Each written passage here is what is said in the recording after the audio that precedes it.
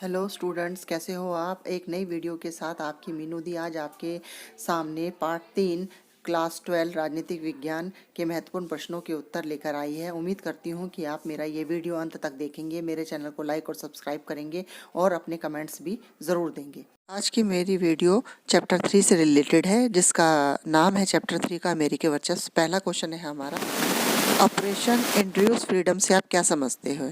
तो इसके बारे में मैं आपको बताऊंगी कि सितंबर 2001 में आतंकवादियों ने अमेरिका के विश्व व्यापार केंद्र पर आतंकित हमला किया था। ये तो सभी आप जानते होंगे। इसके बाद अमेरिका ने तालिबान के विरुद्ध एक ऑपरेशन शुरू किया था, जिसे ऑपरेशन एंड्यूरिंग फ्रीडम के नाम से जाना जाता है, जिसका समर्थन उत्तरी गठबंधन नाटो ने किया था और अमेरिका ने अफगानिस्तान पर हमला कर दिया था। इसका सहयोग पाकिस्तान ने भी किया था। इस हमले से आतंक के विरुद्ध युद्ध का नाम दिया गया था। इस हमले के बाद 2001 में तालिबान शासन का क्या हो गया था, अंत हो गया था। तो ये किसके विरुद्ध किया गया था, तालिबान के विरुद्ध किया गया था। और किसने किया था, अमेरिका ने किया था। तो ये पहला जो क्वेश्चन का आंसर है कि ऑपरेशन इंड्यूस फ्रीडम जो है, ये अमेरिका ने तालिबान को जड़ से उखाड़ फेंकने के लिए किया था। तो ये मेरे पहले क्वेश्चन का आंसर है। सेकंड क्वेश्चन है मेरा, प्रथम खाड़ी युद्ध से आप क्या समझते हो। इराक ने 2 अगस्त सन 1990 में अपने पड़ोसी देश कुवैत पर हमला कर दिया था, क्योंकि वो क्या चाहता था, वहाँ के तेल के भंडार को हथियाना चाहता था।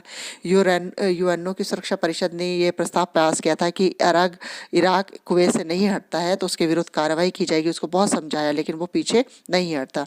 यूएनओ के ने अपने उसके यूएनओ के सब जो आते हैं ग्रुप में, जितने भी सदस्य देश आते हैं, उसमें से 34 देशों की सेनाओं ने इराक पर हमला कर दिया। इस हमले को ऑपरेशन डेजर्ट के नाम से भी जाना जाता है। अगर आपका क्वेश्चन आ गया कि ऑपरेशन डेजर्ट स्टॉर्म किसे कहते हैं, तो आप ये लिख सकते हैं। और या इसके अलावा ये क्वेश्चन आए कि प्रथम खाड़ी युद्ध किसे कहते हैं, तो वो उसका आंसर भी यही है। 34 देशों की सेनाओं में 75% सेना अमेरिका की थी। इस युद्ध का संचालन किसके किया था, अमेरिका के जनरल नॉर्मल पुरवास्कॉफ ने किया था। और इस युद्ध को ये कहा गया था कि ये 100 जंगों की एक युद्ध शामिल होगा, परंतु ऐसा नहीं हुआ। इराक तो युद्ध में हार गया था, उसे कुवैत से हटना पड़ा था। और अमेरिका ने अपनी शक्ति प्रदर्शन करके इसका प्रसार किया था कि जितनी राशि अमेरिका ने खर्च की थी, उससे अधिक कमा भी ली थी, उसकी लाइव टेलीकास्ट दिखाकर देशों को अपनी शक्ति का प्रदर्शन किया था उसने। वीडियो गेम वॉर के नाम से भी इसे जाना जाता है। तो ये जो प्रथम खाड़ी युद्ध था, किसके विरुद्ध था, प्रथम खाड़ी युद्ध जो था हम इराक के विरुद्ध था। और इराक कब किया गया था, 2 अगस्त 1990 किया गया था। इराक ने तो इससे क्या नाम कहते हैं, अमेरिका और उसके साथी देशों को इसमें विजय प्राप्त हुई थी। तो इसे प्रथम खाड़ी युद्ध के नाम से जाना जाता है। थर्ड क्वेश्चन है हमारा, ऑपरेशन इराकी फ्रीडम से आप क्या समझते हैं। यूएनओ के माध्यम से इराक पर जो दबाव बनाने के लिए अंतर्राष्ट्रीय परिवेश में इराक के हथियारों को निशस्त्रीकरण करने के लिए जब सद्दाम हुसैन ने मना कर दिया था, तो अमेरिका के 40 देशों ने एक साथ समूह बनाया और यूएनओ की आज्ञा के बिना ही 19 मार्च 2003 को किस पे हमला कर दिया था, इराक पर हमला कर दिया था, जिसे ऑपरेशन इराकी फ्रीडम कहा जाता है। सद्दाम हुसैन कई दिनों के बाद क्या नाम कहते हैं, ये वो हार गया था और 2001 में उसको क्या दे दी थी, फांसी दे दी थी। इसे दूसरा खाड़ी युद्ध भी कहा जाता है, क्योंकि इसमें अमेरिका के कितने साथी थे, 3,000 से ज़्यादा सैनिक मारे गए थे। तो ऑपरेशन इराकी फ्रीडम था, ये भी इराक के विरुद्ध था। इराक को कहा गया था कि वो अपनी निशस्त्रीकरण की नीति अपनाए, परंतु इराक ने मना कर दिया था। इराक के उस समय शासक कौन थे, सद्दाम हुसैन थे, उन्होंने मना कर दिया था।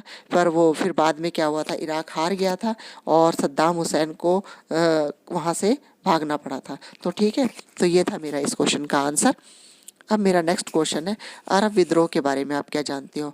अरब विद्रोह एक ऐसी लहर थी जिसमें धरना, हड़ताल, रैली, विरोध प्रदर्शन से सबको हिलाकर रख दिया था।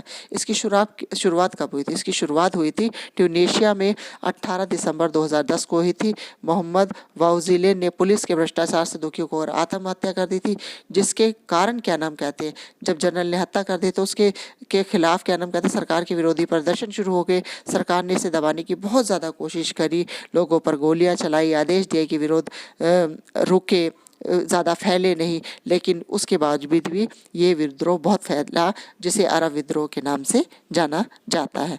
अब मेरा नेक्स्ट क्वेश्चन है, अरब स्प्रिंग विरोध के क्या कारण थे, क्यों हुआ था अरब में विद्रोह?